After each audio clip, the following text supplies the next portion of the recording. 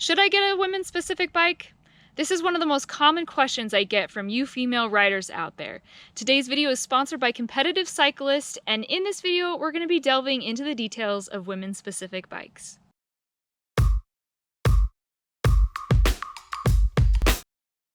My goal with today's video is to help you ladies better understand some of the things that companies do to make their bikes women specific, so that you can make the best choice for you, whether you go with a unisex bike or a women's specific one. But first, today's video is sponsored by Competitive Cyclist. They are offering 15% off to Dusty Betty viewers like you when you use the code DustyBetty15. Some of the goodies that I got in my recent haul include a fresh pair of the IXS Flow Evo Plus knee pads. This is my second set of these. I love these because they are really comfortable to pedal on, but they offer a lot of protection, and they're also really easy to clean because the inserts just pop right out. I also got my next chain for my Ibis DV9. I went with the XX1 this time because even though this one costs a lot more, the bearings are such better quality that you really get your money's worth out of it. You're gonna get more miles out of this, and I think it's worth it. I also got a new pair of gloves to try. This is a first for me. These are Endura. They're kind of a lightweight glove, and so I'm excited to try these and see how they go. So if you're looking for your next bike, maybe check out some of the Ibis bikes like the ones I ride on competitivecyclist.com, or if you're looking for something women specific, you could check out something in the Juliana line. They also carry many other brands. And as far as apparel and other gear and parts go, they have a ton of different selection, and they carry some of my favorite brands like Club Ride and Jewelbow Eyewear. So make sure you check out Competitive Cyclist. Head over to competitivecyclist.com and use the code DustyBetty15 to get 15% off. Now let's get into the specifics of women's specific bikes. First, let's talk about narrower bars. So most women's specific bikes will mention that they come with narrower bars. Even though bikes have been trending toward wider bars in general in recent years, it stands to reason that a woman who is 5'2" is going to probably do better on narrower bars than a guy who's 6'2". Just when you think of the proportionate dimensions, makes great sense. If you ride a unisex bike, you probably just trim your bars yourself, but you don't have to worry about doing that if you go women specific. Now let's talk about women specific contact points. Now your contact points on the bike are your grips, your saddle, and your pedals. There are no women-specific pedals that I've heard of, so we're not going to worry about that. Probably not too important. But women-specific grips are usually a little bit shorter to accommodate more petite female hands and those slightly narrower female bars that you're going to see. And a women-specific saddle is a wonderful thing. If you want to learn more about women-specific saddles, make sure you check out my video for that. But women's anatomy, the shape of the pelvis is different, and so having a women's-specific saddle is a wonderful thing. If you buy a women's-specific bike, it's going to come with that saddle already. Or if you don't like the women's specific saddle on your bike, or you've got a unisex bike and you want to upgrade, check out the Ergon Women's SM saddle. You can find that on Competitive Cyclist. That's the saddle that I'm running this year and I really love it. Next, let's talk about suspension tune. Some of you might be familiar with what a suspension tune is and some might not, so I want to just kind of a little bit go over the basics to help some of you who are newer to bikes get a little bit of understanding. So you might have two different bike companies and they choose the same shock to put on their two different bikes.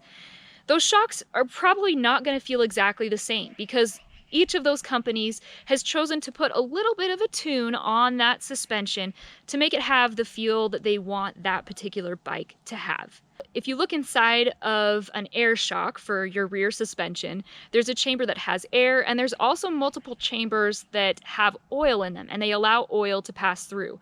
The size of the valves between those chambers is going to affect how the oil flows through it, and that can impact the ride. So basically, kind of fine-tuning and adjusting that is the tune, the suspension tune, and it can change the feel slightly.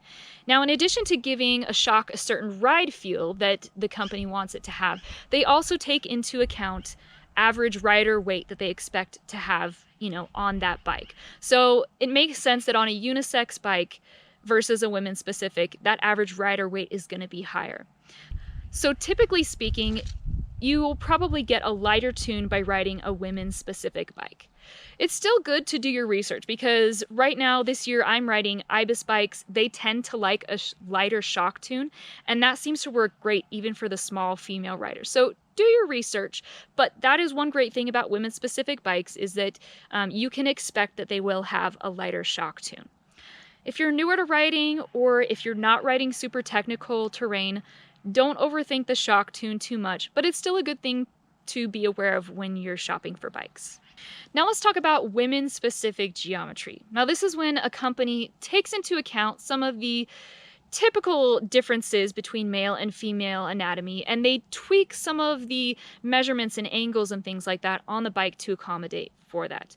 So, for example, women tend to have proportionately longer legs and shorter torsos. And some companies have compensated for this by giving the bikes slightly shorter reach. Maybe they move the bottom bracket back or something like that. But what ends up happening is that ends up putting the rider in a less aggressive riding position. More and more companies are getting away from women-specific geometry because they're finding it's more important to just get that sizing and that reach right for you and make sure that you have a bike that's going to track the terrain well for how you ride and what you ride. I like a lot of the things that women-specific bikes offer, ladies, but I'm not a huge fan of women-specific geometry. Now let's talk about tailored stiffness and compliance. A well-built frame will be built to be stiff in some parts of the frame and ride, and softer and more compliant in others, and ultimately this helps create a more comfortable ride. Now it stands to reason that if you take one particular bike, it's going to have an impact on how stiff or compliant it feels, depending on the rider you have on the bike. Say a 180-pound rider versus a 130-pound rider. The frame's going to feel a little bit different. Now, it's not super common yet, but in some of my research, I did see one company that had tailored stiffness and compliance for their frames with lighter riders in mind. So it's something to be aware of so that if you see that, you'll know what they're talking about. The last thing I want to talk about with these women-specific bikes is extra small sizing. Now, many bike brands still don't offer a size extra small, but pretty much all women-specific brands will have an extra small. So especially if you are a very, very petite rider, maybe a sub 5-foot rider, going with a women-specific bike could help ensure that you get the fit you need. Now, I think that I covered everything that I'm aware of that makes women-specific bikes women-specific. But if there's anything that I've missed, make sure that you post it in the comments below. It's important to remember that not every women-specific bike is going to feature all of the things that I've discussed here. But hopefully by talking about it a little bit, it will help you recognize as you are shopping, which of those things the bike you're looking at actually has. Now, some of you ladies might be curious to know what most women are riding. And although I don't have any actual data, I would still say most of the women I come in contact with are still riding unisex bikes. And that's totally okay. There are a lot of reasons that this could be. A lot of it is because they have more model choices, and it's also easier to find demos because a lot of people prefer to get the chance to ride a bike before they actually buy it. And there's also brands, as I mentioned, Ibis, the Ibis bikes that I ride and more. A lot of their newer bikes that are coming out do have a lighter shock tune that does really well for lighter riders. You can find those Ibis bikes at competitivecyclist.com.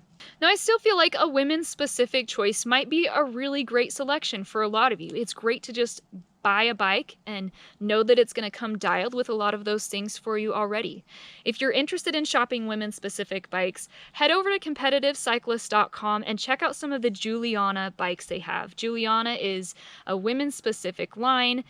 Check out the Joplin, that's a really great one, and also the Furtado. They've got other bikes in their line, but those two are a really, really great place to start. Both of those are very versatile, very fun and capable bikes.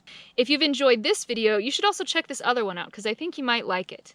If you found the information here interesting, make sure that you like and subscribe and consider becoming a patron so that videos like this can continue to happen. Thanks for watching. Get dusty.